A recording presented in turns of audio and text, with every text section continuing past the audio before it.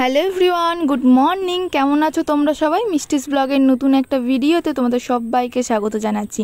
আজ শ্রাবণ মাসের তৃতীয় সোমবার। আমি তোমাদের সাথে প্রত্যেকটা সোমবারের ভিডিওই শেয়ার করছি। দেখতে দেখতে দেখো 3টে সোমবার পেরিয়েও গেল, আর একটা সোমবার আছে।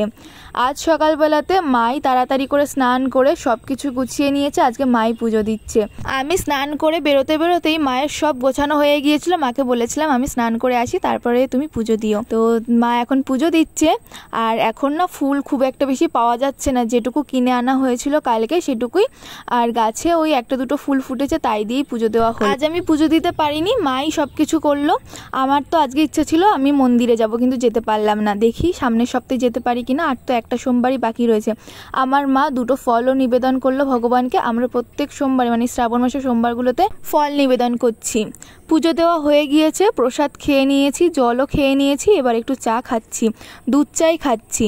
তারপরে আমি আর ভাই গিয়েছিলাম একটু ব্যাংকে ভাইয়ের দরকারের জন্য। এখানে এসে প্রায় 2 ঘন্টা মতন বসেছিলাম। তারপরে সমস্ত কাজ মিটলো। এরপরে চলে এসেছি একটা ফলের দোকানে, এখান থেকে নেব একটু আমসত্ত্ব। বনগাঁর অনেক জায়গাতেই পুজোর প্যান্ডেল শুরু হয়ে গিয়েছে। এবারে মনে হচ্ছে পুজো আসছে। আর তো বেশি দিন সময়ও নেই, এবার তো তাড়াতাড়ি পুজো। চলে এলাম মিষ্টির দোকানে, এখান থেকে 4টে মিষ্টিও নিয়ে নেবো। তো 2 রকম মিষ্টি নিয়েছি।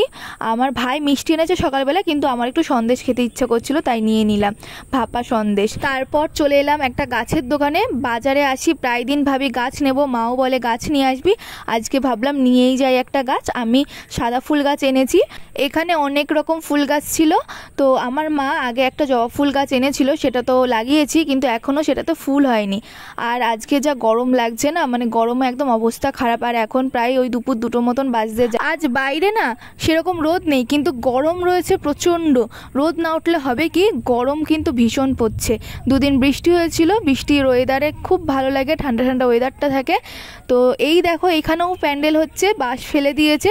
এই সব জায়গাগুলোতে না বড় বড় প্যান্ডেল হয়, প্রত্যেকবার এগুলোতে আমি ঠাকুর দেখতে আসি। তারপরে চলে এলাম ফোনের দোকানে। মায়ের ফোনেরও কভার চেঞ্জ করতে হবে। আর আমার ফোনে তো কতদিন ধরে যে কভার নেই তার ঠিকই নেই। যখন নতুন ফোন কিনেছিলাম তখন যে কভারটা ছিল সেটাই, তারপর আমি আর ফোনের কভারই লাগাইনি।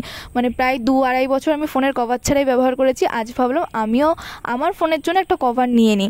তো মায়ের ফোনের জন্য কভার নিয়েছি, এইটা নিইনি, ওই নীলটা নিয়েছি। আর আমার ফোনের জন্য একটা নিয়েছি। এখানে যা কভার ছিল না, আমার ফোনের কভারটা আমার খুব একটা পছন্দ হয়নি, কিন্তু নিলাম যে থাক, পরে না হয় আবার একটা চেঞ্জ করে নেবো। কিন্তু আমি জানি আমার আর চেঞ্জ করা হবেই না, কারণ এতদিন যখন আমি ফোনের কভারই চেঞ্জ করিনি, একটা নেওয়া হয়ে গিয়েছে, আর হয়তো চেঞ্জ করা হবে না। রাস্তাঘাটে প্রচণ্ড ভিড়। তারপরে তো রাস্তাও খারাপ। কিছুদিন আগে মানে 2 দিন আগে আমাদের এই সাইডটাতে একটা বাস অ্যাক্সিডেন্ট হয়েছে বনগাঁ বাগদা রোডে। তো সেই জন্য সমস্ত বাস বন্ধ। মানুষের তো প্রচুর ভোগান্তি হচ্ছে। অর্ধেক রাস্তা টোটোই অটোই এইভাবে করে যাচ্ছে, যেহেতু 2 দিন ধরে বাস বন্ধ আছে। রাস্তার যে কি বাজে অবস্থা, কে জানে কবে ঠিক হবে রাস্তা। সামনেই তো পুজো চলে আসলো, জানি না পুজোর আগে ঠিক হবে কিনা, হয়তো হবে না। বাড়িতে চলে এসেছি, মা সাবু মাখা করলো, তো সাবু খেয়ে নিলাম আর একটা করে মিষ্টি খেলাম। এতগুলো কিন্তু আমি মিষ্টি খাইনি, একটা করেই খেয়েছি। আমার মা খুব ভালো সাবু মাখা। আমি তোমাদের সাথে ভিডিওটা শেয়ার করবো, আমি আলাদা একটা ভিডিও বানিয়েছি। বাজার থেকে যে গাছটা কিনে আনলাম আজকে, সেই গাছটাই মা ছাদে এসে লাগিয়ে দিয়েছে।